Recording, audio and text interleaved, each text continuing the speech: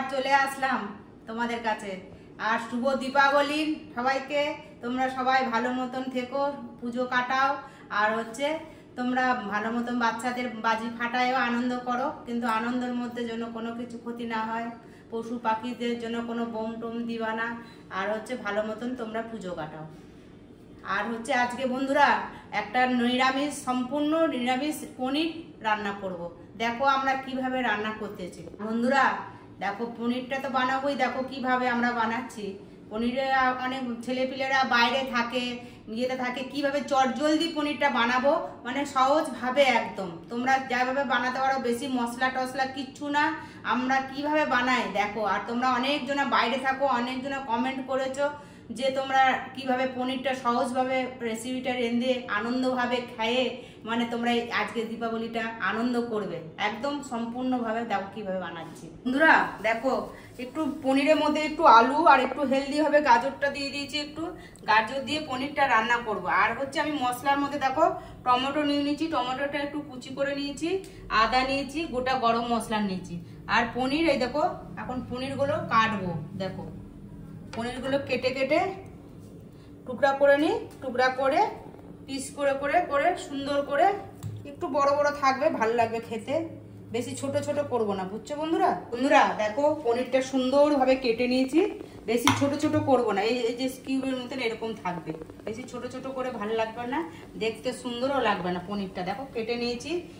আর বন্ধুরা এই পনিরের মধ্যে আমি একটু এই লঙ্কার গুঁড়ি মাখাবো পনিরের মধ্যে। দেখো অল্প করে, অল্প বেশি না, অল্প করে লঙ্কার গুঁড়ি দেবো, অল্প করে লঙ্কার গুঁড়ি দেবো, অল্প করে হলুদ দিব। এই দেখো হলুদ দিচ্ছি অল্প করে। পনিরটা মেখে নিলে না ভেতরে লবণ টবণ সব ঢুকবে। একটু হলুদ দিলাম, একটু লবণ দিব অল্প করে, এক চুটকি লবণ দিলাম, দিয়ে পনিরটাকে মেখে নিলাম সুন্দর করে। আলগা হাতে, আলতো হাতে মেখে নিচ্ছি পনিরটা। দেখো দেখছো বন্ধুরা। বন্ধুরা দেখো কড়াইটা গরম হয়ে গেছে, আমি এই যে একটু টুকরো বাটার দিচ্ছি, বাটার দিয়ে পনিরটা ফ্রাই করে নেবো, বুঝছো বন্ধুরা। এখন এই পনিরটা আমি দিয়ে একটু হালকা ভেজে নেবো। বাটার দিয়ে ভাজলে না পনিরটা টেস্ট হয়, বুঝছো বন্ধুরা। আর নরমও থাকে, সব থাকে। আমি বড় বড় শেপের ইয়েতে দেখেছি ওরা বাটার দিয়ে ইউজ করে, তাহলে হালকা বেশ ভালোও লাগে খেতে, আর গন্ধটাও ভালো লাগে। বন্ধুরা এই দেখো কড়াই আমার পনির ভাজা হয়ে গেছে। আর পনিরটা বেশি হালকা করে ভেজেছি, বেশি ভাজিনি, শক্ত হয়ে যাবে।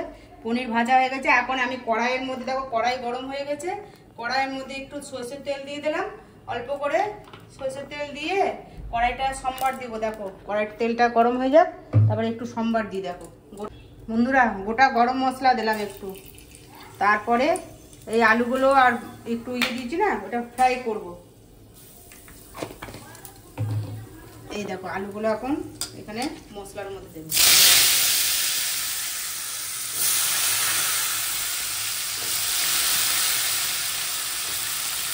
তোমরা মন করলে আলু নাও দিতে পারো, যারা আলু খাও না আলু না দিলেও হয়। এটা আমি একটু আলু দিলাম, তাহলে একটু ভালো লাগবে খেতে, তাই জন্য আলু দিলাম।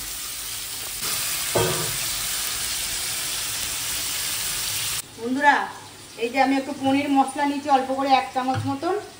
এই দেখো তোমাদের দেখাতে ইয়ে হয়ে গেছে। আর আমি একটু আদা দিচ্ছি, আদা দিচ্ছি একটু অল্প। গোটা গরম মশলাও দিয়ে দিলাম, লবঙ্গ, এলাচ, দারচিনি দিয়ে দিলাম। আর 3টে টমেটো কেটে রেখেছি। মেন টমেটো বেশি দিয়ে মশলাটার গ্রেভিটাকে বানাইতে হবে। আর এমনি কোনো পেঁয়াজ রসুন কিচ্ছু যাবে না, কিন্তু এটার মধ্যে পেঁয়াজ রসুন কিচ্ছু যাবে না। অল্প করে একটু পনির মশলা নিয়েছি, আর টমেটো নিয়েছি, 4টা টমেটো নিয়েছি। টমেটো দিয়ে গ্রেভিটাকে বানাইতে হবে, বুঝছো বন্ধুরা। আর আদা নিয়েছি, আর একটু আমি এই যে কাশ্মীরি লঙ্কার গুঁড়া আমি 1 চামচ নিয়ে নেবো। আর যে যেমন ঝাল খাও, ঝাল সেরকমভাবেই দেবে। আমি অল্প করে দিলাম, ওই 1.5 চামচ না, ছোটো চামচের মতন দিলাম। আমি এখন মিক্সিতে মশলাটা করে নিচ্ছি। এই দেখো আলু কষানো হয়ে গেছে। এখন দেখো আলুটা একদম ভাজা হয়ে গেছে, ভাজা হয়ে গেছে আলুটা। এখন আমি মশলাটা, আলুটার মধ্যেই মশলাটা দিব। আলু আর নতুন করে তুলছি না, এই মশলাটা আমি দিয়ে দিলাম। এই যে মশলাটা দিয়ে দিলাম। দেখছো মশলাটা কত সুন্দর কালার এসছে বন্ধুরা, দেখো মশলাটা দেখো তোমরা।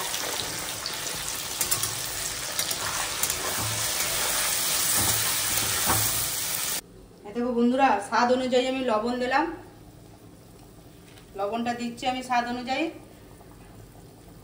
বেশি দেবো না। যতটা সবজি ঝোল তো করবো না, এটা মাখা মাখা হবে, একটু গাঢ় হবে। আর এই যে হলুদ দিলাম কালারের জন্য, হলুদ দিচ্ছি কালারের জন্য। দেখছো বন্ধুরা কত সুন্দর গন্ধ বেরাইছে।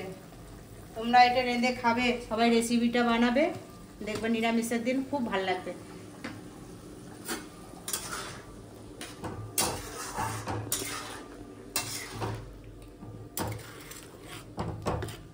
দেখো বন্ধুরা মশলাটা পুরো সুন্দরভাবে কষানো হয়ে গেছে। দেখছো বন্ধুরা, দেখো সুন্দরভাবে কষাইছি, দেখছো? এই দেখো তেল ছেড়ে দিয়েছে। এখন আমি জল দেবো, এই যে জল দিচ্ছি বন্ধুরা, দেখো পরিমাণ মতন জল দেব। জলটা দিয়ে একটু ঝোলটা ফুটলে পরে তারপরে আমি ইয়ে করবো, পনিরগুলো ছাড়বো। এই যে জল দিয়ে দিলাম, একটু ফুটে যাক, ফুটে গেলে গ্রেভিটা দেখো সুন্দর করেছি, বেশি টালটালা ঝোল হবে না, বেশি এবার ঘনও হবে না, একটু ভাত দিয়ে মেখে খেতে হবে তো।